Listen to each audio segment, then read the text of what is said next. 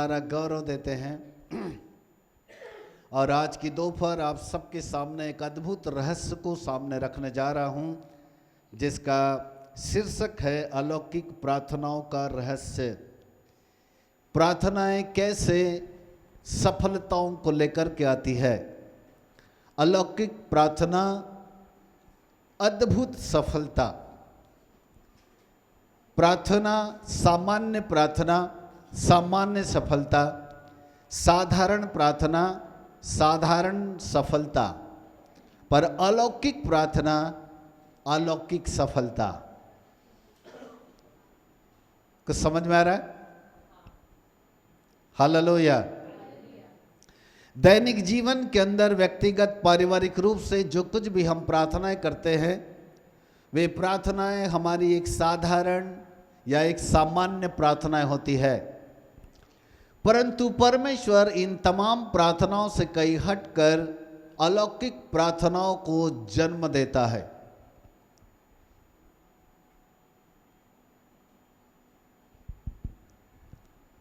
Hallelujah. अलौकिक प्रार्थनाओं को जन्म देने वाली पवित्र आत्मा की एक अद्भुत प्रेरणा या प्रकाशन प्रेरितों के अंदर पाई जाती थी। और जब हम नए नियम को बारीकी से पढ़ते हैं तो बहुत सारे स्थानों के ऊपर ऐसी अलौकिक प्रार्थनाओं के, अलौकिक सफलताओं के बड़े रहस्य पाए गए। और तब मेरा ध्यान उन प्रार्थनाओं की ओर गया और मैंने कहा, एक विचार मेरे मन के अंदर में आया कि प्रभु, ये कौन सी प्रार्थना है जहाँ पर ऐसे एक अद्भुत काम परमेश्वर ने किए। तब उन तमाम प्रार्थनाओं को अध्ययन करने के बाद एक बात समझ में आई कि जहाँ कहीं भी अलौकिक प्रार्थनाएं की गई, वहाँ परमेश्वर की उपस्थिति आई। क्योंकि जब तक परमेश्वर की उपस्थिति न आए, अलौकिक सफलता कभी नहीं मिलती। हेलो, एक एक वर्ड बड़े ध्यान से सुने, एक एक सफलता के वर्ड को ध्यान से समझे उसको। सफलता साधारण प्रार्थनाओं में नहीं है। सफलता बुद्धि से की जाने वाली प्रार्थनाओं में नहीं है, परंतु सफलता उस अलौकिक प्रार्थनाओं में है। और वो इसलिए है क्योंकि जहाँ कहीं भी बाइबल के अंदर अलौकिक प्रार्थनाएं की गई, परमेश्वर उतर के आया। परमेश्वर उतर के आया, उतर के आया। वो थी अलौकिक प्रार्थना। हालेलुया। ओके, सो चलिए मैं आपको एक वचन देता हूं। प्रेरितों के काम उसका 4 अध्याय में चले और उसका 29, 30 और 31 पद को यदि हम यहाँ ध्यान से पढ़ें तो यहाँ पर हमें इस अलौकिक प्रार्थना का एक रहस्य सामने आता है। चलिएगा आगे पढ़ते हैं। हाँ, अब हे प्रभु, उनकी धमकियों को देख। और प्रेरित लोग जो है यहाँ पर प्रार्थना कर रहे थे कि हे प्रभु, उनकी धमकियों को देख और अपने दासों को यह वरदान दे, और अपने दासों को ये वरदान दे कि तेरा वचन बड़े हियाव से सुनाए, कि तेरा वचन बड़े हियाव के साथ हम सुना सके। हाँ हाँ, आगे आगे। चंगा करने के लिए तू अपना हाथ बढ़ा की। और वो प्रार्थना कर रहे थे कि हे प्रभु, चंगा करने के लिए तू अपना हाथ बढ़ा, कि चिन्ह और अद्भुत काम कि चिन्ह, चमत्कार और अद्भुत काम तेरे पवित्र सेवक यीशु के नाम से किए जाए। यीशु के नाम से किए जाए। आगे आगे आगे। जब वे प्रार्थना कर चुके, तब बाइबल कहती है कि जब वे प्रार्थना कर चुके, तो वह स्थान जहां वे इकट्ठे थे, तो वो स्थान जहां वो इकट्ठे होके प्रार्थना कर रहे थे, हिल गया। बाइबल कहती है वो स्थान हिल गया। नोट करो, वो स्थान क्या हो गया? हिल गया।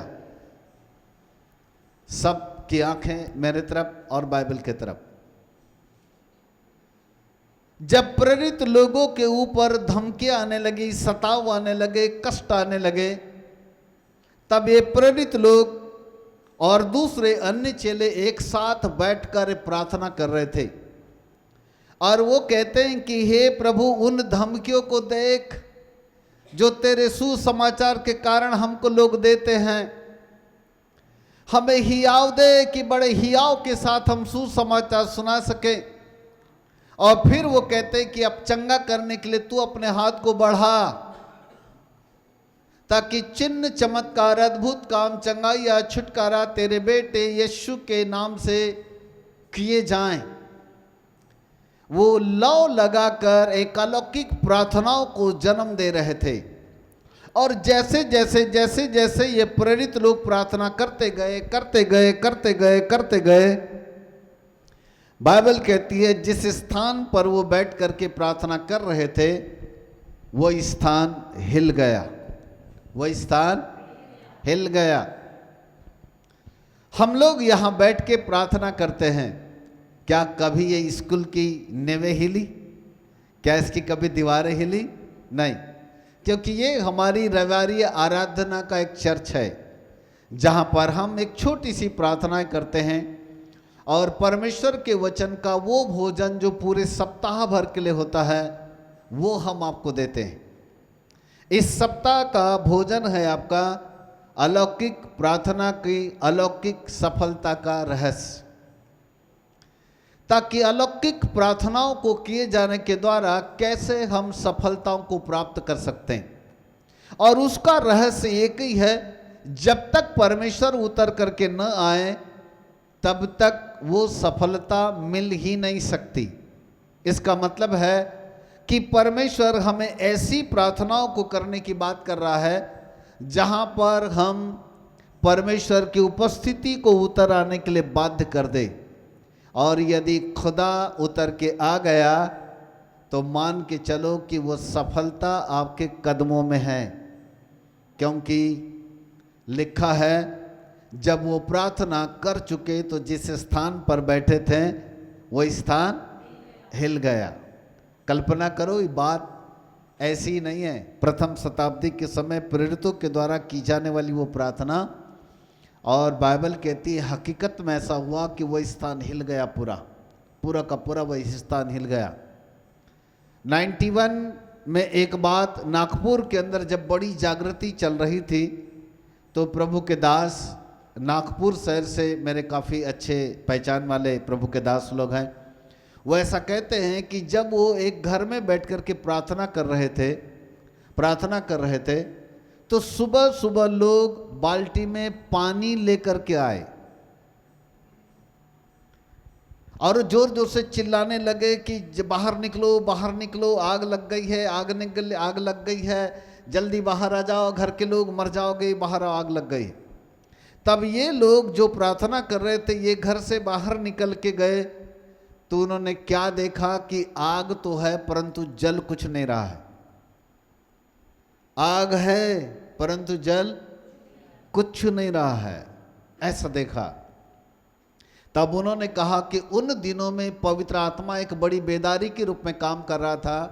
91 की बात है वो, जहाँ नागपुर शहर में जब ये लोग प्रार्थना करते थे तो ऐसी आग उतर के आती थी और लोग घरों से बाल्टियों में पानी लेकर के आते थे और वो कहते थे कि आग लग गई, हम तो बुझाने, उनको क्या मालूम ये कौन सी आग है। लेकिन जो प्रार्थना कर रहे थे वो समझ गए कि यहाँ खुदा उतर के आया है। बोलो यीशु प्रभु की हालेलुया। जब ये परमेश्वर का दास आपको प्रार्थनाओं के लिए प्रेरणा देता है, प्रेरित करता है, तो आपका हृदय प्रार्थनाओं के लिए तैयार होना चाहिए। यदि लगातार इस परमेश्वर के दास के साथ कहीं न कहीं बैठकर घंटा 2 घंटा अपना समय निकालते और इस व्यक्ति के साथ बैठकर के यदि डीपली मेरे साथ प्रार्थना करते तो आपको प्रार्थना की स्पिरिट का पता चलता और प्रार्थना के तरीकों का पता चलता। परंतु अहोभाग्य हमारे कि हमारे पास समय नहीं है। ये सबसे बड़ा अच्छा बहाना लोगों के लिए है कि हमारे पास क्या नहीं है। बोलो जोर से। मेरा बहाना नहीं है, किसका बहाना ये? हाँ, ये अपना बहाना। यदि हमारे पास समय नहीं है तो हम ऐसी अलौकिक प्रार्थनाओं को जन्म नहीं दे सकते, उसको हम तैयार नहीं कर सकते। उसके लिए बैठना पड़ता है, समय देना मांगता है, ताकि हम ऐसी प्रार्थनाओं को जन्म दें, तैयार करें और उन सफलताओं को हम प्राप्त कर सके। मैं कई बार एक अपने संदेश में कहता हूं कि पावर प्रार्थनाओं में नहीं है, पावर परमेश्वर के वचन में है। ये बात 100% सत्य है कि सबसे बड़ी सामर्थ परमेश्वर के वचन में है, लेकिन वो वचन भी तब काम करता है जब हमारी प्रार्थनाएं उस वचन के अंदर परमेश्वर की उपस्थिति को भर देती है। जब वचन के अंदर परमेश्वर की उपस्थिति आने लगती है, तब वो वचन ज्वलनशील वचन हो जाता है, आग में जलने वाला वचन हो जाता है, जिसका संदेश मैंने पिछले संडे को दिया था। ज्वलनशील वचन है ना, अग्नि में वचन। देखो, याद है आपको? अग्नि में वचन का एक संदेश दिया था, आग वाला। वो आग तब आती है जब हम प्रार्थनाओं के द्वारा उस वचन के अंदर खुदा की उपस्थिति को भर दें, और वो उसका तरीका मैं आपको आखिरी में बताऊंगा, ठीक है? सो ये पूरा जो सप्ताह है हमारे लिए अलौकिक प्रार्थनाओं को करने वाला सप्ताह है। यदि पूरा सप्ताह केवल और केवल पूरे परिवार के साथ व्यक्तिगत 1 घंटा बैठकर जो प्रार्थना मैं आज आपको सिखाने वाला हूं, वो यदि आपने कर लिया तो आपके जीवन के अंदर की सफलता आपके पांव के नीचे होगी, वो आपके हाथों में होगी, आपके जीवन के ऊपर होगी, आप उसको प्रत्यक्ष रूप में देखने पाओगे। वो प्रार्थना परमेश्वर हमको करते हुए देखना चाहता है, सिर्फ और कुछ नहीं, 1 घंटा पूरा सप्ताह। और 1 घंटा यदि वो सप्ताह किया तो वो आदत आपकी बन जाएगी, और वो आदत साल भर के लिए रहेगी। फिर वो 1 घंटा कभी ख़त्म नहीं होगा, क्योंकि दिन प्रतिदिन कहीं न कहीं हमारे जीवन से अलौकिक प्रार्थनाएं होना चालू हो जाएगी। Praise God, hallelujah. तो वो मैं आखिरी में आपको बताऊंगा। ओके, चलिए थोड़ा आगे बढ़ते हैं। निर्गमन की किताब में यदि हम आते हैं, उसका 3रा अध्याय और उसके 7 और 8 पद को हम पढ़ते हैं। निर्गमन की किताब उसका 3 अध्याय, उसका 7 और 8 पद।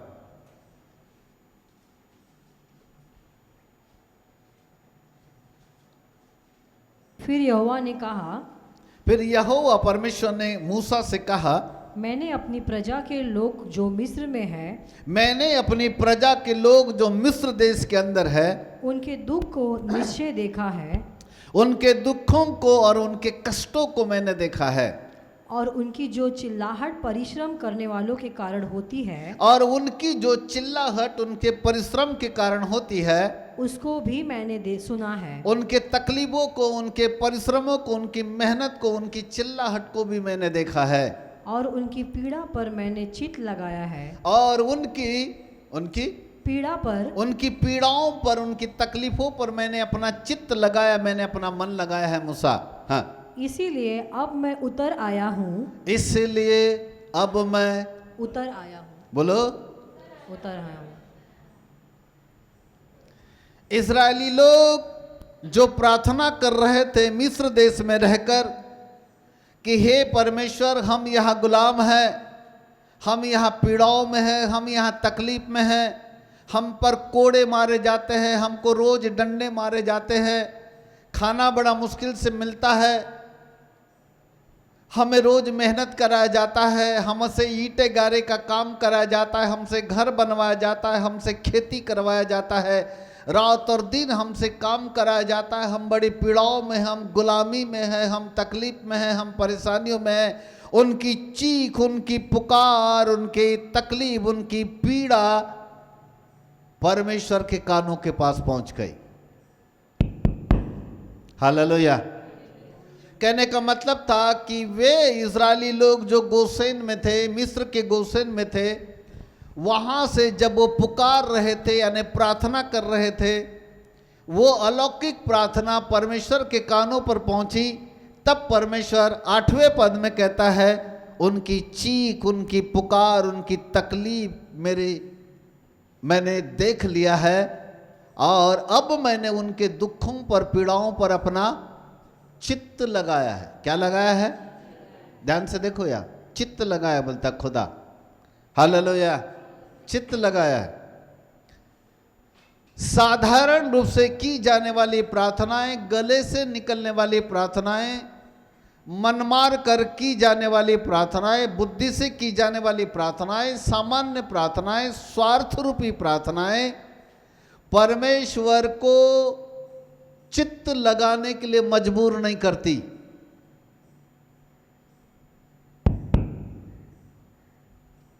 समझ में आ रहा है? मजबूर नहीं करती। हमारी प्रार्थनाओं में ऐसा दम होना चाहिए कि हमारी प्रार्थनाएं परमेश्वर को बाध्य कर दे कि वो हमारी प्रार्थनाओं पर चित्त लगाए, चित्त लगाए।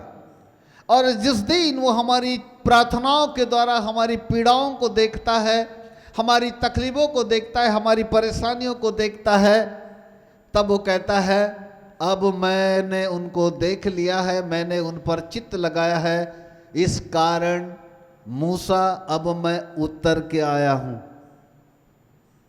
इस कारण मैं आया हूं, धरती पर आ गया हूं, स्वर्ग को छोड़कर आ गया हूं। आ गया खुदा। उनकी अलौकिक प्रार्थनाओं को सुनकर परमेश्वर स्वर्ग से धरती पर आया उनको छुड़ाने के लिए। यदि वो परमेश्वर उन इज़राइलियों को छुड़ाने के लिए उनके दुखों पर चित्त लगाया, उनकी तकलीफों को देखा, उनकी प्रार्थनाओं को सुना, उनकी चिल्लाहट को सुना, उस पर दृष्टि किया, उनकी बातों के ऊपर उसने चित्त लगाया और वो परमेश्वर उनके लिए उतर के आ सकता है, तो मुझे बताओ क्या नए नियम का परमेश्वर हमारे लिए उतर के नहीं आ सकता? बोलो।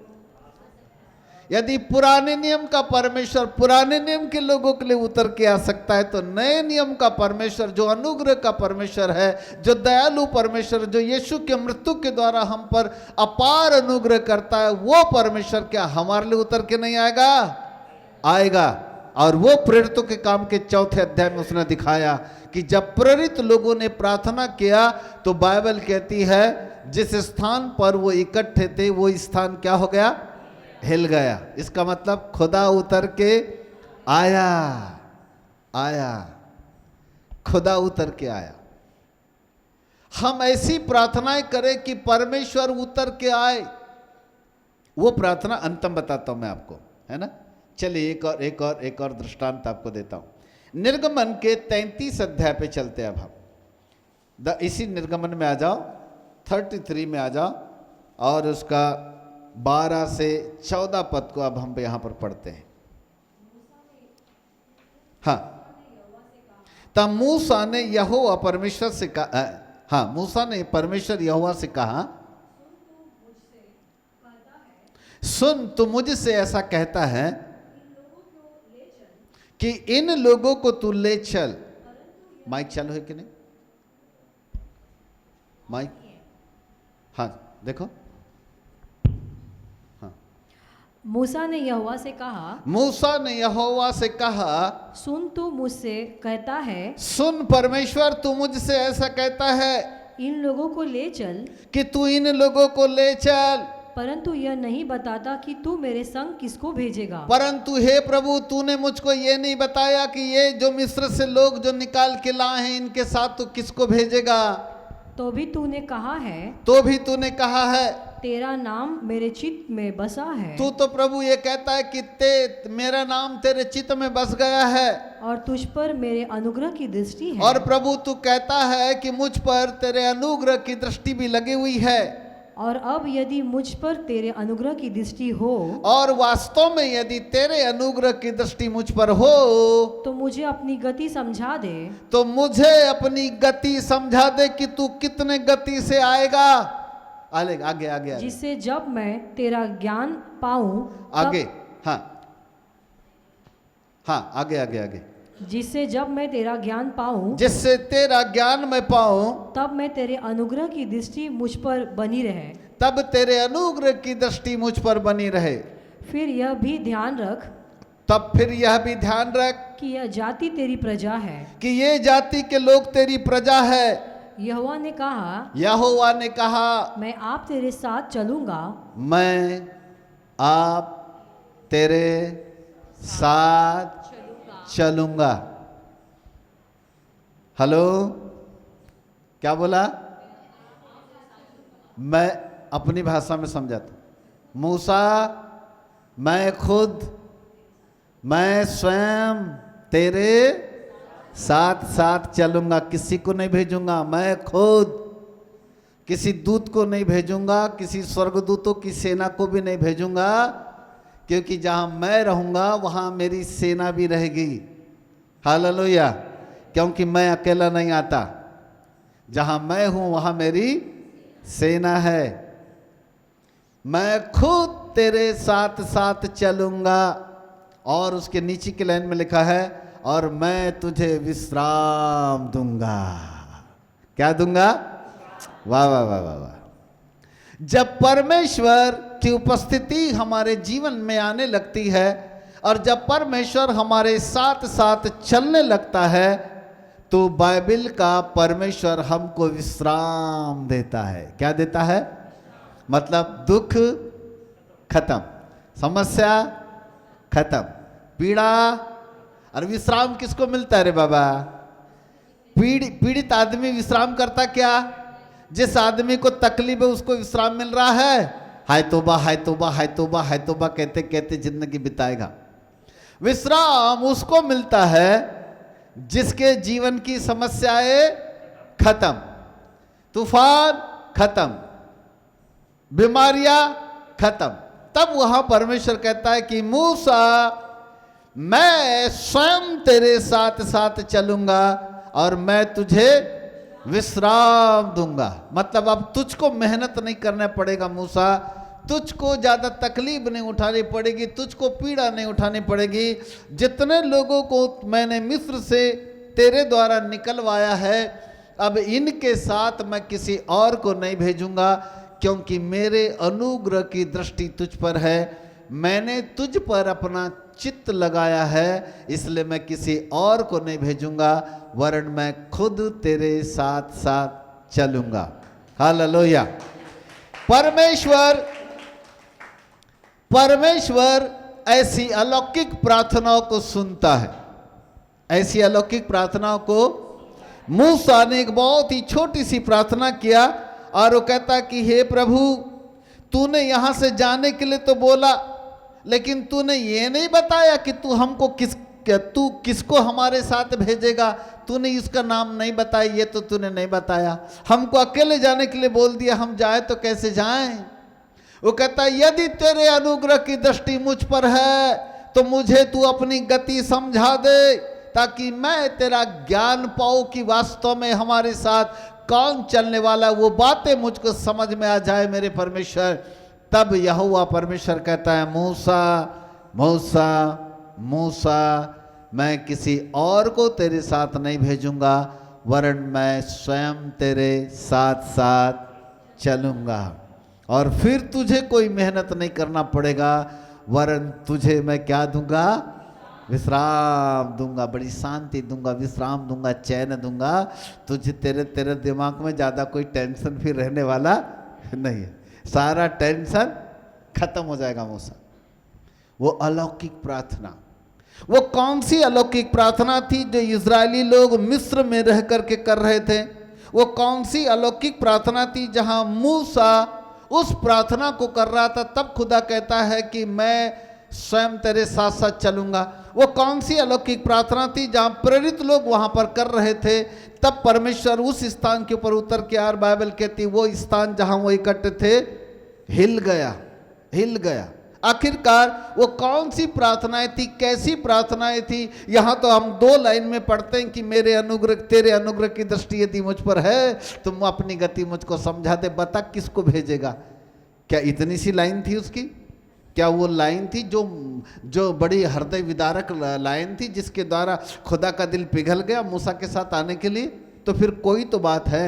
यदि वो कौन सा रहस्य है, वही है अलौकिक प्रार्थना। यदि वो रहस्य आप समझ गए तो आप प्रतिदिन घंटों इस अलौकिक प्रार्थनाओं को अपने जीवन के अंदर प्राप्त कर सकते हो। हालेलुया, बोलो यीशु प्रभु की, प्रेज द लॉर्ड। एक और उदाहरण देता हूं, फिर अलौकिक प्रार्थना आपको मैं समझाता हूं। तैयार है सब लोग? बाइबल ऐसा कहती है, the book of apostle chapter 16, प्रेरितों के काम उसके 16वें अध्याय में ऐसा लिखा है। वहां पर ऐसा लिखा है कि एक बार पौलुस और सिलास सुसमाचार सुना रहे थे और कुछ भावी कहलाने वाली आत्माओं को उन्होंने वहां से निकाला, और वो लोग जिनका बाजार ठंडा हो गया, उन्होंने पौलुस और सिलास के ऊपर विरोध किया, उनको पकड़ा और उनको कचहरी में लाकर खड़ा कर दिया गया। तब उनको आदेश दिया, 22 से थोड़ा आगे पढ़ते हैं। हाँ, तब भीड़ के लोग उनके विरोध में इकट्ठे होकर चढ़ आए। तब भीड़ के लोग उनके विरोध में, यानी पौलुस और सिलास के विरोध में इकट्ठे होकर चढ़ आए, और हाकिमों ने उनके कपड़े फाड़ कर उतार डाले। और बाइबल कहती है कि जो हाकिम लोग थे, पौलुस और सिलास के कपड़ों को फाड़ कर उतार डाले और उन्हें बेत मारने की आज्ञा दी। और उनको बेत मारने की आज्ञा दी। कपड़े उतार डाले और नग्न बदन के ऊपर बेत मारने की आज्ञा दी। आगे चलते। हाँ। बहुत बेत लगवाकर उन्होंने उन्हें बंदी गृह में डाल दिया। और बहुत उन्होंने कोड़े मारे, बेतों से उनको मारा गया, दोनों को पीठ छलनी कर दिया गया, और फिर उसको उन्होंने बंदी गृह में यानी जेल के अंदर डाल दिया गया। आगे। और दरोगा को आज्ञा दी कि उन्हें चौकसी से रखे। और दरोगा को ये आज्ञा दिया कि बहुत सावधानी से इनको रखना, क्योंकि ये साधारण लोग नहीं है, बड़े उपद्रवी लोग हैं। इन्होंने इनका धंधा चौपट कर दिया है, इसके लिए इसकी अच्छी देखरेख करना, कहीं भाग न जाए। आगे। उसने ऐसी आज्ञा पाकर, तब दरोगा ने सोचा कि शायद बहुत खतरनाक मुजरिम होंगे, ऐसा सोचकर उसने उन्हें भीतर की कोठरी में रखा। तब बाइबल कहते कि सिलास और पौलुस को दोनों को भीतरी वाली कोठरी में रखा और उनके पांव काठ में ठोक दिए। और उनके पांव काठ है ने लकड़ी और उनके पांव लकड़ी के तकत में ठोक दिए, कीलों से ठोक दिए पांव को, खीलों से भाग न जाए बोल के। कपड़े उतारे गए, बेते मारी गई, नग्न बदन के ऊपर पीठ छलनी हो गई, भाग न जाए बोल के भीतरी वाली कोठरी में रखा गया उनको। बहुत ही अंदर, कितने ताले लगे होंगे तो नहीं मालूम, कितने दरवाजों के अंदर रखे थे उसको। वहां रखने के बाद बाइबल कहती है कि इतना ही नहीं किया, कहीं भाग न जाए बोलकर उनके पाँव को लकड़ी के तकत के ऊपर कीलों से ठोक दिए। पाँव में इतने बड़े बड़े कीले लकड़ी के ऊपर रख के उन्होंने ठोक दिया। कीले ठुके हैं पाँव में, दर्द हो रहा होगा बेचैनी। हाथ पीछे बांधे हैं, पाँव में कीले हैं, बदन पे कपड़ा नहीं है, बेते मार कर पीठ को छलनी कर दिया है और उसको कोठरी, अंधेरी कोठरी में अंदर में जेल के अंदर रख दिया गया। चलो आगे पढ़ते हैं। हाँ, आधी रात के लगभग 25 पद से सब लोग अपनी बाइबल में देखो। आधी रात के लगभग पौलुस और सिलास प्रार्थना करते हुए परमेश्वर के भजन गा रहे थे। पौलुस और सिलास प्रार्थना करते हुए परमेश्वर के भजन गा रहे थे। उसको नोट करो, देखो वहां लिखा है प्रार्थना करते हुए भजन गा रहे थे। अंडरलाइन करो, प्रार्थना करते हुए क्या कर रहे थे? भजन गा रहे थे। प्रार्थना करते हुए क्या करते हुए? प्रार्थना करते हुए वो भजन गा रहे थे। थोड़ा आगे पढ़ते। और कैदी उनकी सुन रहे थे। और बाइबल कहती है कैदी उनकी सुन रहे थे। उस समय क्या था? रात, आधी रात। समय क्या था? आधी रात। आधी रात। इसका मतलब था कैदी जाग रहे होंगे कि सो गए होंगे? वो सो गए होंगे। आधी रात में कैदी क्यों जागेंगे? कि उनके हाथ पर थोड़ी बंधे थे। उनके पाँव में थोड़ी कीले ठोके थे, कीले तो इनके पाँव में ठुके थे, दर्द तो इनको हो रहा था, सो भी नहीं सकते थे क्योंकि ऐसे खड़े थे। पाँव ठुके तो खड़े होंगे ना, बैठे तो होंगे नहीं। ऐसे खड़े पुतले के समान, हाथ पीछे बंधे हैं, नींद आ नहीं सकती। नींद में आकर के अचानक ऐसा मारते झटका तो और असहनीय दर्द होता, पूरा पाँव के ऊपर बड़े तकलीफ आती। इतने बड़े बड़े कीले से पाँव ठुके हुए हैं धरती लकड़ी के काट पर, वह पाँव कीलों से ठुके हुए हैं। इसका मतलब है कैदी सो रहे थे लेकिन ये दोनों जाग रहे थे। अच्छा, जाग रहे थे लेकिन ये ऐसी नहीं जाग रहे थे। लिखा है आधी रात के लगभग, आधी रात के, फिर लिखा है वो प्रार्थना और भजन गा रहे थे। इसका मतलब इन्होंने क्या किया होगा? पहले तो इन्होंने प्रार्थना किया, बाद में इन्होंने भजन गाया। बाद में इन्होंने, जब भजन गाता है तो आदमी जोर जोर से गाता है।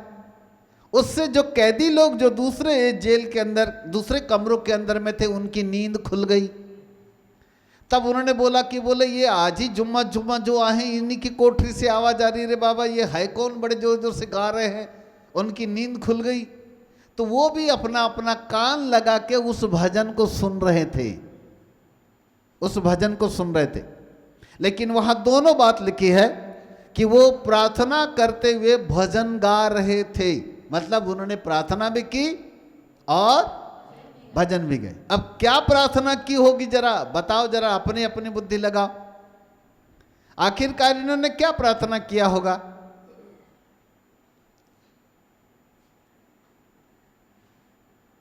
लिखा नहीं है। हमने 2-3 जगहों में देखा प्रार्थनाएं लिखी थी वहां 2-3 लाइन में, पर यहां ने लिखा है कि वो दुआ क्या कर रहे थे। यहां कुछ नहीं लिखा है, लेकिन इतना लिखा है कि वो क्या कर रहे थे। तो मुसीबत के समय और क्या करेंगे? प्रार्थना ही करेंगे। तो प्रार्थना कर रहे थे। मुझे ऐसा नहीं लगता कि वो रो रहे होंगे प्रार्थना के समय, परंतु जो प्रार्थना प्रेरित लोगों ने 4थे अध्याय में किया था कि हे प्रभु उनकी धमकियों को देख और हमें हियाव दे कि हम सुसमाचार सुना सके। क्योंकि पौलुस के जो वर्ड थे वो दूसरी जगहों में भी जब हम पढ़ते हैं तो वो कहते हैं हमारे लिए प्रार्थना करो कि हमारे द्वारा परमेश्वर का वचन फैले। वो यही दुआ करता था। क्या दुआ करता था? कि परमेश्वर का वचन हमारे द्वारा और फैले। थिस्सलुनीकियों की किताब में जब आता है तो थिस्सलुनीकियों के भी 3रे अध्याय के पहले पद में कहता है हमारे लिए निरंतर प्रार्थना करते रहो कि हम हमारे द्वारा परमेश्वर का वचन महिमा पाए। वो ऐसा कहता है। इफिसियों के 6वें अध्याय के 18 पद में पौलुस ने कलीसिया को लिखा कि पवित्र लोगों के लिए लगातार प्रार्थना करते रहो। तब वो कहता है प्रभु हमें हियाव दे कि हमारे द्वारा परमेश्वर का वचन और ज्यादा फैले। सुसमाचार, एक जगह प्रेरित पौलुस कहता है, रोमियो 1:16 में कहता है मैं सुसमाचार से नहीं लजाता। इसका मतलब है जो परमेश्वर का वचन वो सुनाता उससे वो नहीं लजाता, उससे वो पीछे नहीं भागना चाहता, वरन उसको सुनाने के लिए वो और हियाव मांगता है। तो 4थे अध्याय में भी वो वचन सुनाने के लिए, सुसमाचार को सुनाने के लिए हियाव मांग रहे थे, हिम्मत मांग रहे थे, वो मजबूती मांग रहे थे ताकि बड़े हिम्मत के साथ, हियाव के साथ वो सुसमाचार सुना सके, परमेश्वर के वचन को फैला सके। वो प्रार्थना कर रहे थे।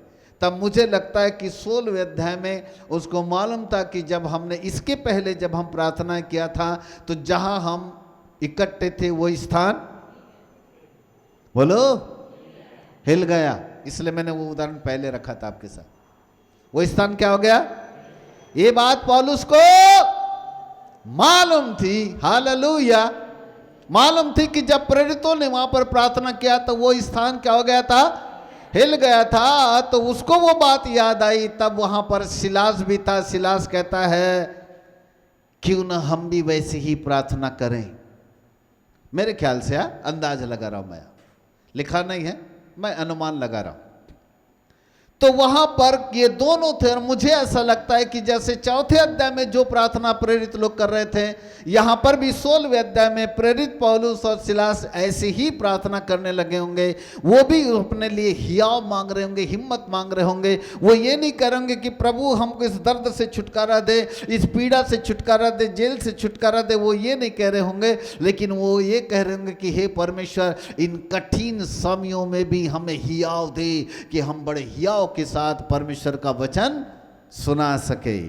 इनकी धमकियों से हम डर न सके, इनकी धमकियों से प्रभु हमारे अंदर कोई डर ना आ जाए। हम डरने वाले नहीं, परंतु हिम्मत के साथ और हम आगे बढ़ने वाले हो सके, ऐसी प्रार्थना कहीं न कहीं ये दोनों के दोनों कर रहे होंगे। और बाइबल कहती जैसे चौथे अध्याय में जहां वो इकट्ठे थे वो स्थान हिल गया, वैसे ही 16वें अध्याय में भी जब ये भजन गा रहे थे और कैदी भी बड़े ध्यान से सुन रहे थे, बाइबल कहती है जेल की नेवें हिल गई। जेल की नेवें हिल गई। भूकंप आया, भूकंप क्या आया? केवल वही आया जहां जेल है, बाहर नहीं आया, बाहर नहीं आया। जिस स्थान पर प्रेरित लोग इकट्ठा थे वही स्थान हिला था। यहां पर भी जिस स्थान के ऊपर पौलुस और सिलास थे वही वाला स्थान, यानी पूरा का पूरा जेल की नेवें हिल गई। बड़ा भारी भूकंप आया, और ऐसा भूकंप आया कि दीवारें नहीं गिरी, कुछ नहीं गिरा, हुआ कुछ नहीं, पर वो स्थान बड़ी जोर जोर से हिलने लगा। दरवाजे टूटे, बेड़ियों टूटे, जितने कैदी जो जेल के अंदर थे वो भी सब छुट के बाहर आ गए। और पौलुस और सिलास के हाथ जो पीछे बंधे थे, बाइबल कहती खट से उसके बंधन खुल गए, और जो पाँव में कीले थे वो भी ऊपर की ओर आ गए। ऐसा वाला भूकंप आया, लकड़ी अलग, कीले अलग, पौलुस और सिलास अलग, हाथ के बंधन अलग। ओह, ये सब के सब आज़ाद, पूरे के पूरे कैदी भी आज़ाद हो गए। ऐसा वाला एक भूकंप आया और पूरे की पूरी जेल की नेवें हिल गई। बोलो यीशु प्रभु की। बड़ा भारी भूकंप आया, सब कुछ उथल पुथल कर दिया खुदा ने। आपको जानते हैं इन सब बातों का क्या सीक्रेट है?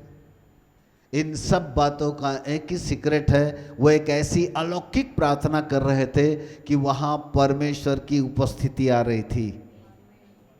वहाँ खुदा उतर के आ रहा था। चौथे अध्याय में भी खुदा उतर करके आया। निर्गमन के 3रे अध्याय में भी खुदा ने बोला इसलिए मैं उतर के आया हूँ। 33वें अध्याय में मूसा को भी बोला कि किसी और को नहीं, मैं खुद अब तेरे साथ साथ चलूँगा।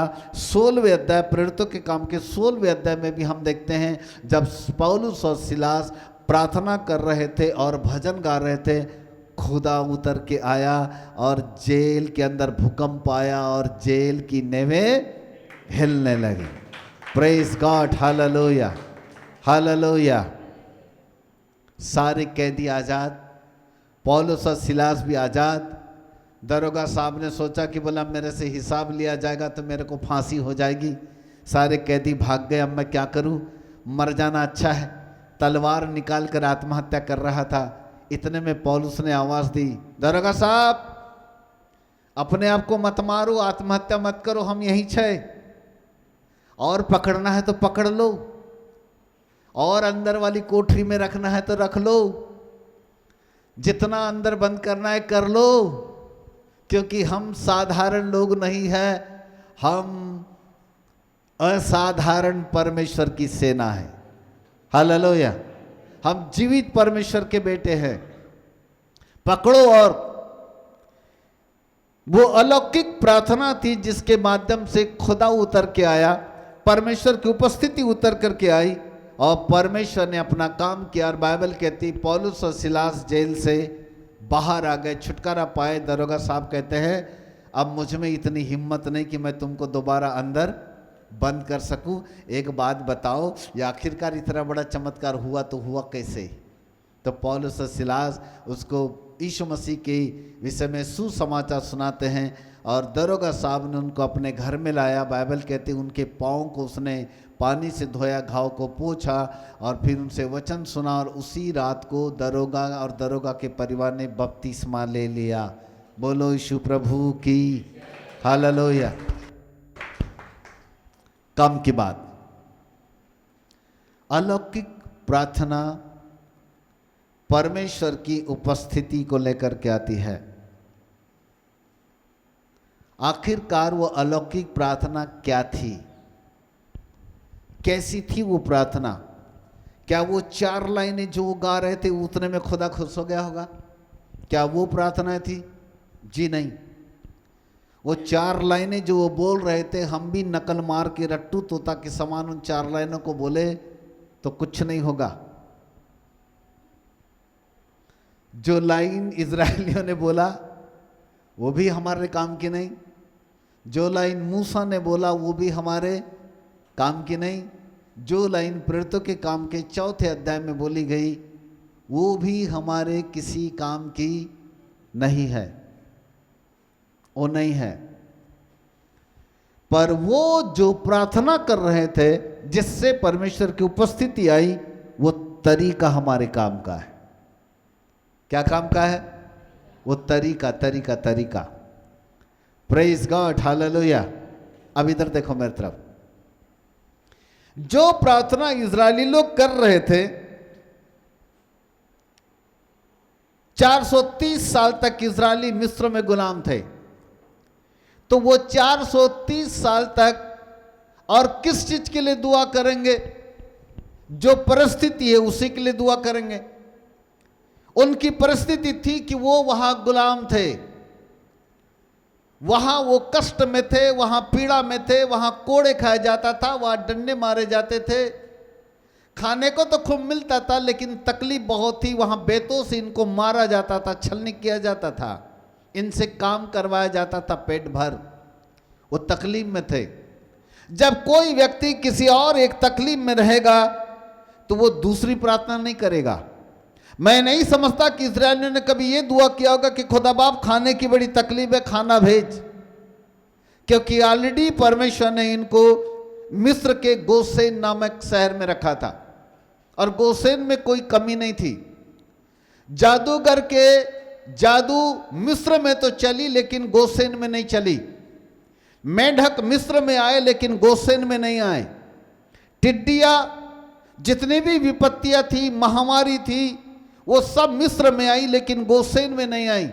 इसका मतलब था कि वो गोसेन में रह के ये दुआ नहीं कर रहे थे कि प्रभु हमको कपड़ा दे, प्रभु हमको खाने को दे, प्रभु हमको रहने को दे। ये वो दुआ नहीं कर रहे थे। वो सिर्फ एक ही दुआ कर रहे थे कि हम यहाँ गुलाम हैं, हम यहाँ गुलाम हैं, हम यहाँ गुलाम हैं, हमें गुलामी से छुटकारा चाहिए, छुटकारा चाहिए। वो एक ही बात 430 साल तक जितनी भी पीढ़ी आती गई, वो बच्चे लोग अपनी पीढ़ी को देखते थे कि हमारे पूर्वजों ने ऐसी दुआ किया, वो भी वही दुआ कर रहे थे।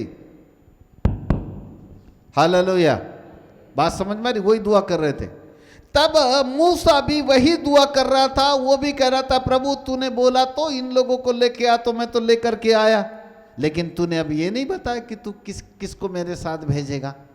रोज तू कहता है तेरे मुझ पर तुझ पर मेरे अनुग्रह की दृष्टि है, ऐसा तू रोज कहता है। प्रभु तेरा पर अनुग्रह दिखेगा तो कैसा दिखेगा? क्या अचार बना के खाऊंगा?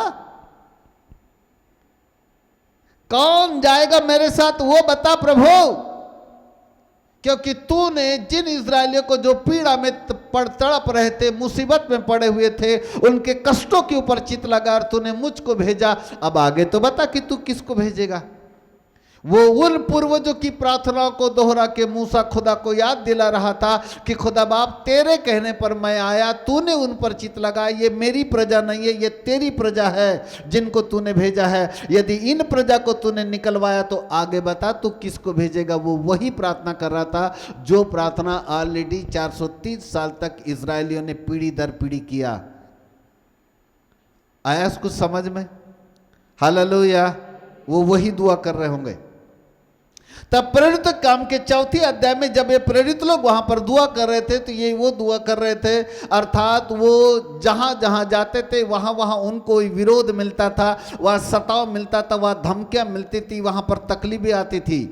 तब वो प्रेरित लोग इकट्ठे होकर के एक ही बात, वो रट्टू तोता के समान एक ही बात रट लगा के चिल्ला रहे थे, हे प्रभु हम इनकी धमकियों को देख, हम इनसे क्यों डरे, इनकी धमकियों को देख, हम इनसे क्यों डरे, हमको हियाव दे, हमको हियाव दे, हमको हियाव दे, हमको हियाव दे कि हम तेरे वचन को फैला सके, सुसमाचार को फैला सके।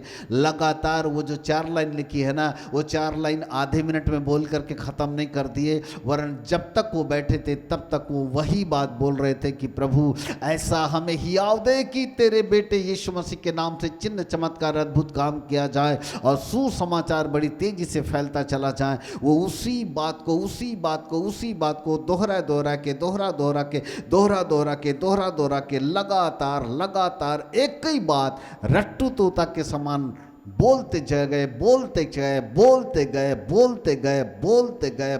गए। इतना बोला उन्होंने, खुदा उतर के आया।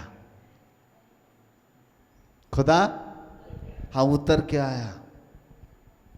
Praise God, hallelujah. क्या मेरी बात समझ रहे हो आप? खुदा उतर के आया, इतना उन्होंने बोला।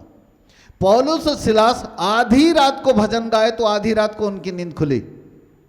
संध्या काल के पहले से इनको जेल के अंदर डाला गया। आपको क्या लगता है वो आधी रात को अचानक नींद से उठे और प्रार्थना करने बैठे? उनको तो नींद नहीं आई। इसका मतलब था जिस समय से इनको ले जा करके इनके पांव बांधे गए, जिस समय इनको कोठरी के अंदर रखा गया, उस समय से लगातार एक ही प्रार्थना कर रहे थे, प्रभु हमें इस बात का डर नहीं है कि हम यहाँ पर फंसे, हमें इस बात का डर नहीं है कि हम यहाँ पर जेल में हैं, परंतु ऐ पिता परमेश्वर यदि हम अंदर रहेंगे तो सुसमाचार सुनाएगा कौन? हमें तेरा बहुत काम करना है, हमारे द्वारा वचन को बहुत कुछ फैलाना है। परमेश्वर हियाव दे कि हम इससे ना डरे, वरन इसका सामना हम कर सके। वो यही प्रार्थना कर रहे थे। और 1 मिनट 2 मिनट नहीं, वो तब तक दुआ कर रहे थे जैसी उनको कोठरी के अंदर डाला गया तब से उन्होंने स्टार्ट किया होगा। आधी रात तक को दुआ करते रहे। अंत में उन्होंने सोचा चल बोले एक गाना गा लेते हैं। तब दोनों ने मिलकर एक भजन गाया और जैसे भजन गाया तो सारी कैदियों की नींद खुल गए। खुदा समझ गया, बेटा मैं समझ गया, तुम बोले थक गए प्रार्थना कर करके, अब मैंने तुम्हारी प्रार्थना के ऊपर चित्त लगाया हूँ, अब तो मुझे उतर कर आना ही पड़ेगा। तब खुदा उतर के आया, जेल की नेवें हिल गई। वो 2 लाइन की दुआ नहीं थी, पर जो 2 लाइन की दुआ वो लगातार बोल रहे थे, लगातार एक कई बात को बोल रहे थे। इजरायली लोगों ने कभी खुदा से पैसा नहीं मांगा, खाने को भी नहीं मांगा वहाँ, क्योंकि रोज उनको अच्छा मांस मटन और पेट भर मिलता था खाने के लिए। हर चीज़, किसी बात की कमी घटी वहाँ इजरायलियों को नहीं थी। सिर्फ तकलीफ थी इस बात से कि वो वहाँ पर गुलाम थे, वो वहाँ नौकर थे। तो मैं नहीं समझता कि कोई और वो दुआ करेंगे, वो एक ही दुआ करते, प्रभु हम गुलाम, कब तक रहेंगे गुलाम, कब तक प्रभु, कब तक गुलामी, कब तक, कब सुनेगा तू हमारी। एक ही बात पीढ़ी दर पीढ़ी वो एक ही बात को दोहराते चले गए थे। तब खुदा कहता है मैंने उनके कष्टों पर चित्त लगाया है। हालेलुया। तब कहता है अब मैं उतर कर आ गया। लंबी चौड़ी दुनिया भर की प्रार्थना मत करो, घुमा घुमा के प्रार्थना मत करो, एक लाइन को 10 लाइन में तब्दील करके मत करो, एक लाइन को एक ही लाइन पे बना के करो, पर उस एक ही लाइन को लगातार करो। कब तक करो? हाँ लगातार करो, बदलो ही मत। उसी पॉइंट को लेकर के चलते रहो, लगातार, उससे पीछे हटो ही मत। उसी को बोलते रहो। परमेश्वर जब हम उसी बात को बार बार बोलते हैं तब उस बात के ऊपर चित्त लगाता है। Hello, praise God, hallelujah. यदि मैं आपको बोलूं ए बेटा पानी लाओ, नहीं सुना, बैठा ही है। ए बेटा पानी लाओ, नहीं सुना, बैठा ही है। अरे बच्चे पानी ला, नहीं सुना, बैठा ही है। तो मैं बोलूँगा प्लीज पानी लाओ, नहीं सुना, फिर भी बैठा है। बोल, मेरा एक ही बात है कि मुझे पानी चाहिए। क्या चाहिए? तो मैं क्या मांगूंगा? खाना लाओ। तो क्या बोलना है मेरे को? तो बस मुझे बोलते गया, वो तब तक बोला, तब तक सुना, हट, बोले क्या बताएं, मैं तो उठना नहीं चाहता, अच्छा खासा टीवी का सीरियल देख रहा हूँ, दिमाग खराब हो गया, लेकिन बार बार मुझको पानी पानी पानी, इतना बार बोल दिया कि उसका दिमाग इरिटेट हो गया। तो अब वो क्या करेगा, क्या करेगी? उठेगी या उठेगा और फिर पानी लेकर आएगा। मेरी बात समझ में आ रही? Hello, hallelujah. 50 बातें घुमा फिरा के मत बोलो। जब एक बात पकड़ो तो एक ही बात को बोलो। मैंने जितने भी उदाहरण दिए यहाँ पर केवल एक ही प्रॉब्लम थी उनकी। इजराइल की भी एक ही प्रॉब्लम थी, मूसा की भी एक ही प्रॉब्लम। घुमा फिरा के लंबी चौड़ी नहीं बोला। वहाँ जाएंगे तो क्या खाएंगे, फिर पानी कहाँ से पीएंगे, वो देश कैसा कैसा पता नहीं, रास्ता किधर है नहीं मालूम प्रभु, फिर कपड़े कहाँ से लाएंगे, तो खाने का कहाँ से लाएंगे, तो बियाबान जंगल में हमारे को प्यास लग जाएगी तो वहाँ तो पानी का। 50 ठो प्रॉब्लम मूसा ने क्रिएट नहीं किया। कितना दिन लगेगा, कितना नहीं, अंधेरे में हमको कौन लेके जाएगा, उजाले में, ये कुछ बोला ही नहीं। एक ही बात बोला, किसको भेजेगा, एक ही बात बता, लंबा चौड़ा मत बता। हालेलुया। एक ही बात बता, प्रभु तू भेजेगा किसको, खत्म कहानी, मुझे फालतू बात नहीं करना है। तब खुदा कहता है, घुमा फिरा के नहीं बोला बेटा तूने, एक ही लाइन बोला, लेकिन लगातार बोला। तब खुदा कहता है, तेरी बात के ऊपर मैंने चित्त लगाया है, अब मैं खुद उतर के आऊँगा, तेरे साथ साथ मैं खुद चलूँगा। एक ही बात को पकड़ो, कम से कम 1 घंटा उसी को बोलो। एक वचन देता हूँ, फिलिपियों की किताब 4 अध्याय उसका 19 पद।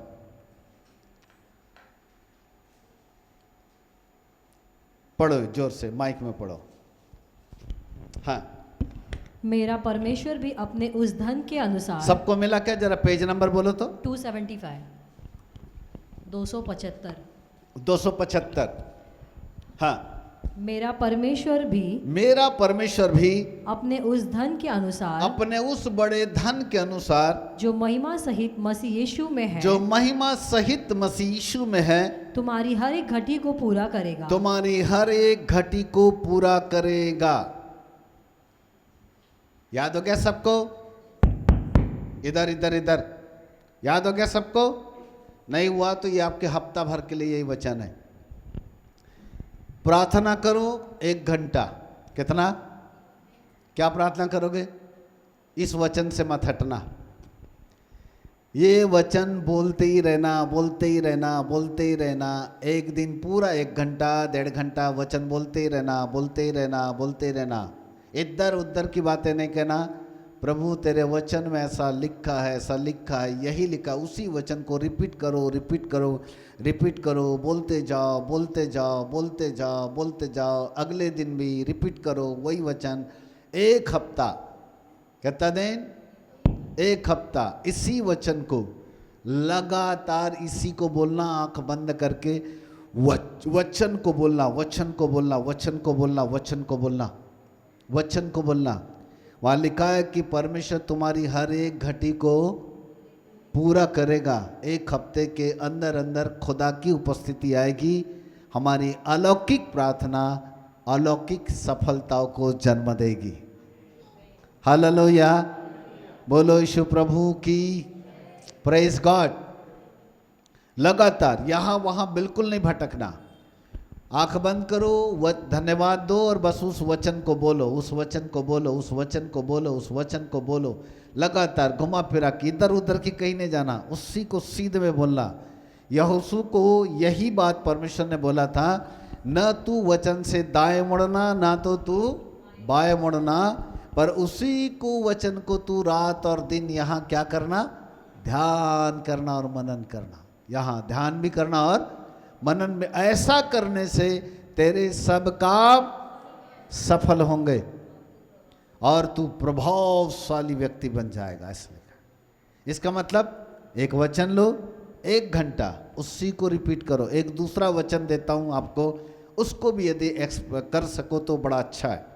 दूसरा वचन आपको देता हूँ, प्रेरितों का काम 4 अध्याय उसका 29, 30, 31 जो अभी हमने पढ़ लिए हो, लिख लो।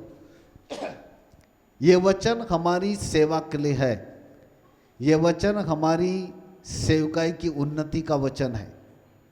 प्रेरितों काम 4 अध्याय 29, 30, 31 जो प्रार्थना प्रेरित लोग कर रहे थे वही प्रार्थना हमें करने की जरूरत है। प्रभु हमें भी हियाव दे कि तेरा वचन काम करे, तेरा वचन फैले, सुसमाचार सुनाने के लिए हमको हियाव मिले, चिन्ह चमत्कार अद्भुत काम तेरे बेटे यीशु के नाम से किए जाएं।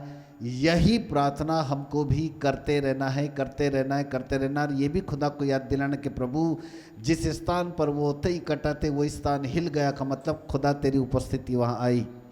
यदि हम इस वचन को रिपीट करते जाए, बोलते रहे बोलते रहे बोलते रहे बोलते रहे बोलते रहे, तो परमेश्वर एक आंतरिक एनर्जी हमको देगा, एक आत्मिक शक्ति हमको देगा और परमेश्वर के वचन को सुनाने के लिए, सुसमाचार को सुनाने के लिए हियाव हमको देगा और चिन्ह चमत्कार अद्भुत काम करने के लिए भी खुदा का हाथ हमारे ऊपर आएगा, खुदा की उपस्थिति आएगी।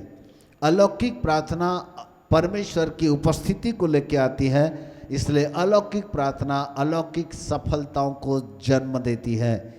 इधर उधर बहुत सारे वचन को मत बोलो, परंतु एक ही वचन को पकड़ो और उसी वचन को बार बार बार बार रिपीट करो, रिपीट करो, रिपीट करो, रिपीट करो, बोलते रहो बोलते रहो बोलते रहो बोलते रहो। यही है अलौकिक प्रार्थना। वो 4थे अध्याय में जो प्रार्थना कर रहे थे वो लंबी चौड़ी 50 पन्ने की नहीं थी, वो 3 लाइन की एक ही प्रार्थना थी, पर उस 3 लाइन को वो लगातार दोहराते गए दोहराते गए दोहराते गए दोहराते गए, बोलते गए बोलते गए बोलते गए। और बाइबल कहती है खुदा उतर के आया और वो स्थान हिल गया। Praise God, hallelujah. हमारी प्रार्थनाओं में बहुत सारी बातें होती है, घुमा फिरा करके बातें करते चले जाते हैं, इस कारण खुदा की प्रशंसा नहीं होती। सो घुमा फिरा के बातें न करें, स्पष्ट बातें करें। जब बर्तिमाई यीशु मसीह के सामने खड़ा कर दिया गया तो बर्तिमाई को यीशु मसीह ने पूछा, बोल तू क्या चाहता है कि मैं तेरे लिए करूं, तू क्या चाहता है कि मैं तेरे लिए। पर उसके पहले लिखा है वो चिल्ला चिल्ला के पुकार पुकार के प्रार्थना कर रहा था, हे दाऊद की संतान यीशु मुझ पर, हे दाऊद की संतान यीशु मुझ पर जब बार बार बार बार एक ही बात बोलता गया, एक ही बात बोल, दुनिया भर का नहीं बोला उसने, एक ही बात बोला, दया कर दया कर दया कर, राइट। वो एक ही बात को बोला। बाइबल कहती यीशु खड़ा रह गया। यीशु, जब हम एक ही बात को बार बार बार बार बार बार परमेश्वर से बोलते हैं, हमारा प्रभु हमारे लिए खड़ा रहेगा। क्या रहेगा? Listen me carefully. नंबर 2, उसका दूसरा स्टेप, जब चेलों को यीशु मसीह ने भेजा और बोला जाओ बर्तिमाई को सामने लाओ, तब बर्तिमाई जब सामने आया तब यीशु मसीह ने पूछा तू क्या चाहता है कि मैं तेरे लिए करूं? क्या यीशु मसीह को दिखता नहीं था कि वो अंधा है? हेलो, दिखता था? दिखता था ना? फिर भी प्रभु ने पूछा तू क्या चाहता है कि मैं तेरे लिए। इसका मतलब क्या था पता है? इसका मतलब था कि बर्तिमाई तेरी प्रार्थना गलत है, तू गलत प्रार्थना कर रहा है। दया कोई वस्तु नहीं होती, चश्मा मांगता तो चश्मा देता, रुपया मांगता तो रुपया देता, रोटी मांगेगा तो रोटी दूंगा। मुझे नहीं मालूम तुझे क्या चाहिए, तू दया दया मांग रहा। कोई दया कोई वस्तु है जो जेब से निकाला और तुझको दिया? अरे सीआईडी का दया थोड़ी है कि उठा के दिया। हालेलुया। तब प्रभु कहते तेरी प्रार्थना गलत है, स्पष्ट बता तुझे क्या चाहिए। रोटी चाहिए कि कपड़ा चाहिए कि मकान चाहिए कि पैसा चाहिए कि कटोरा चाहिए कि घर चाहिए, स्पष्ट बता। दया कर दया कर दया कर, रट रहा है जब से। हाँ, मैं तेरी दया कर पे जरूर खड़ा रह गया, लेकिन अभी भी नहीं दूंगा। क्यों नहीं दूंगा? क्योंकि मुझे नहीं मालूम तुझे क्या चाहिए। तब समझ में आ गया उसको कि बोले एक झटके में बोलूंगा तो ठीक, नहीं तो फिर चला जाएगा। तभी सीधी अकल ठिकाने आ गई उसकी और सीधे कहता प्रभु मैं देखना चाहता हूं। हाँ, तो ऐसा बोलना जब इसे खामोखा मेरा भी टाइम खराब किया। बोल मैं देखना चाहता, ऐसा बोल। जैसे ही बोला मैं देखना चाहता हूं, यीशु ने हाथ रखा और बोला जा देखने लग। बाइबल कहती है उसकी आंखें खुल गई। Listen me carefully. अलौकिक प्रार्थनाएं अलौकिक सफलताओं को लेकर आती है। हालेलुया। घुमा फिरा के लंबी चौड़ी दुआ मत करो, एक ही वचन को लो, उसको 1 घंटा नहीं 4 घंटे बोलो, लगातार बोलते रहो बोलते रहो बोलते रहो। वो वचन खुदा के चित्त में घुस जाएगा। यहाँ अचानक वो चित्त लगाएगा। यहाँ जैसे ही उसने चित्त लगाया तो खुदा बोलेगा बेटा अब मैं उतर कर आता हूं तुझको कुछ देने के लिए। खुदा आएगा और वो हमें दे करके जाएगा। बोलो यीशु प्रभु की, प्रेज द लॉर्ड। सब लोग बोलो, अलौकिक प्रार्थनाएं अलौकिक सफलताओं को लेकर आती है। एक बार और, अलौकिक प्रार्थना परमेश्वर की उपस्थिति को लेकर आती है और परमेश्वर की उपस्थिति सफलताओं को लेकर आती है। बोलो यीशु प्रभु की, हालेलुया। अपने स्थान के ऊपर खड़े हो जाए, हम प्रार्थना करेंगे। रीदा नमा सब नमा सखेरे सखाती खंद नमाती नथारल रबारी अंद नमाती नदारल रबारिया। Thank you lord, hallelujah. मेरे मित्र पवित्र आत्मा, एक बार फिर से हम आपके पवित्र नाम को हृदय की गहराई से धन्यवाद देते हैं। Thank you Jesus, thank you lord, hallelujah. Thank you thank you thank you. मेरे अद्भुत पिता परमेश्वर, आपके नाम को हम ऊंचा ऊंचा और ऊंचा ऊंचा और ऊंचा उठाते हैं, हालेलुया। क्योंकि आप स्तुति की योग्य परमेश्वर है, आप आराधना की योग्य परमेश्वर है। जब हम धन्यवाद के बलि प्रभु आपको चढ़ाते हैं, आपकी महिमा करते हैं और धन्यवाद देते हैं आपके वचन के लिए कि पिता परमेश्वर आपने हमको अलौकिक प्रार्थना करना सिखाया। खुदा बाप, हमने इजरायलियों को देखा, वो जो 430 साल तक गुलाम थे, पीढ़ी दर पीढ़ी वे अपनी एक ही बात खुदा के सामने दोहरा रहे थे। मूसा भी प्रभु आपके सामने एक ही बात दोहरा रहा था कि मेरे साथ तो किसको भेजेगा। वो प्रेरित लोग भी प्रभु एक ही बात दोहरा रहे थे कि हे परमेश्वर, उनकी धमकियों को देख और हमको बड़ा हियाव दे कि हम परमेश्वर के वचन को सुना सके। प्रभु उनके द्वारा दिया जाने वाले वो प्रार्थना एक अलौकिक प्रार्थना थी। वो लंबी चौड़ी घुमा फिरा के बात नहीं कर रहे थे, लेकिन अपने उन्हीं शब्दों को बार बार रिपीट करते चले जा रहे थे। और जब पिता परमेश्वर वे लगातार उस प्रार्थना को प्रभु जी करते चले गए करते चले गए करते चले गए, आपने उस पर चित्त लगाया और आपकी उपस्थिति वहां पर आ गई। इसलिए बाइबल कहती है कि जिस स्थान के ऊपर वो इकट्ठे हुए स्थान हिल गया। हमने प्रेरितों काम के 16वें अध्याय में पौलुस और सिलास को भी देखा प्रभु कि वो भी जेल के अंदर थे प्रभु, और वो प्रार्थना भी कर रहे थे और भजन गा रहे थे। उनकी प्रार्थनाएं भी रही मेरे परमेश्वर, लगातार वो अपने परमेश्वर से एक ही विषय के ऊपर वो प्रार्थना करते रहे करते रहे करते रहे करते रहे। और जब उन्होंने भजन गाया, खुदा की उपस्थिति वहां पर आई और प्रभु जेल की नेवें हिल गई। बंदी जितने भी जेल के अंदर लोग थे वे छुटकारा पाकर के बाहर निकल गए। परमेश्वर पिता, आप छुटकारा देने वाले परमेश्वर है, आप सफलता देने वाले परमेश्वर है, आप आश्चर्य कर्मों को अंजाम देने वाले परमेश्वर है। और वो है प्रभु हमारी अलौकिक प्रार्थना। क्योंकि अलौकिक प्रार्थना जब हम परमेश्वर के वचन को बोलते हैं तो उस वचन के अंदर खुदा की प्रेजेंस आने लगती है। वो वचन अग्नि में वचन हो जाता है। जब हम लगातार उस वचन को बोलते हैं, वो ज्वलनशील वचन, अग्नि में वचन हमारे लिए काम करना चालू कर देता है और प्रभु खुदा की प्रेजेंस आती है और सफलताएं हमारे हाथों में होती है। पिता परमेश्वर, हम जानते हैं हमारे पास समस्या तो अनेक होती है, लेकिन पवित्र पिता, अनेक समस्याओं को एक साथ नहीं, एक एक समस्या को प्रभु यदि हम लगातार प्रतिदिन प्रभु एक ही समस्या के लिए यदि लगातार हम प्रभु वचन के द्वारा हम प्रार्थना करते चले जाएं, वो वचन फलवंत होगा और वो वचन हमारे जीवन के लिए आशीष का कारण बन जाता है। मेरे मित्र पवित्र आत्मा, अपने बच्चों को अनुग्रह दीजिएगा पवित्र आत्मा परमेश्वर, ताकि आपके बच्चे लगातार एक ही विषय के लिए प्रभु प्रार्थना करते रहें और इन विषयों को नासरत की यीशु मसीह के नाम से अपने वचन के आधार पे प्यारे प्रभु आपके चरणों के नीचे रखें, ताकि वो वचन प्रभु ज्वलनशील वचन होकर आपकी उपस्थिति को अंजाम देने वाला बन जाए। मेरे अद्भुत पिता परमेश्वर, आपके नाम को धन्य धन्य धन्य कहते हैं। आपके नाम की स्तुति तारीफ और प्रशंसा करते हुए, आदर सम्मान महिमा सब कुछ आपको देते हुए, महिमावंत मसीह यीशु के नाम से मांगते ग्रहण करो पिताजी। आमीन और आमीन और आमीन। बोलो यीशु प्रभु की, हालेलुया।